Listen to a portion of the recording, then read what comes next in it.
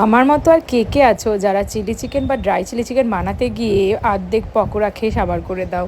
সেদিন যখন দুটো বন্ধু এসেছিলো তখন চটজলদি বানিয়ে ফেলেছিলাম এই ড্রাই চিলি চিকেনটা। চলো রেসিপিটা তোমাদের সাথে শেয়ার করি।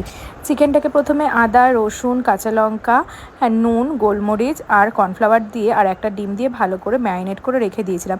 আমি এখানে ম্যারিনেট করেছিলাম 15 মিনিট মতো, কারণ আমার কাছে সময়টা কম ছিল, কিন্তু তোমরা সেক্ষেত্রে 2 ঘন্টা ফ্রিজে রেখে দিতে পারো। তারপরে চিলি ফ্লেক্স ছড়িয়ে আরেকবার ম্যারিনেট করে ভেজে নিয়েছিলাম। আর এদিকে একটা সস তৈরি করে নিয়েছিলাম, chilli sauce, tomato sauce, dark soya sauce আর ভিনিগার দিয়ে। চিকেন ভাজার তেলের মধ্যেই বেশ কয়েকটা রসুন দিয়ে দেবো ক্যাপসিকাম আর পেঁয়াজ। তারপরে সেটা কিছুটা ভাজা হলে দিয়ে দেবো কাঁচা লঙ্কা, যতটা ঝাল খাবে সেই পরিমাণ মতো। তারপরে ভালো করে ভাজা করে দিয়ে দেবো নুন আর সসটা। এখানে নুনটা খেয়াল রাখবে, কারণ আমরা কিন্তু সয়া সস ইউজ করছি, সয়া সসে কিন্তু বেশ অনেকটা পরিমাণে নুন থাকে। নামানোর সময় তোমরা একটু সাদা তিল ছড়িয়ে দেবে। আমাদের যেহেতু 1 বছর তিল খেতে নেই, তাই আমি দিইনি।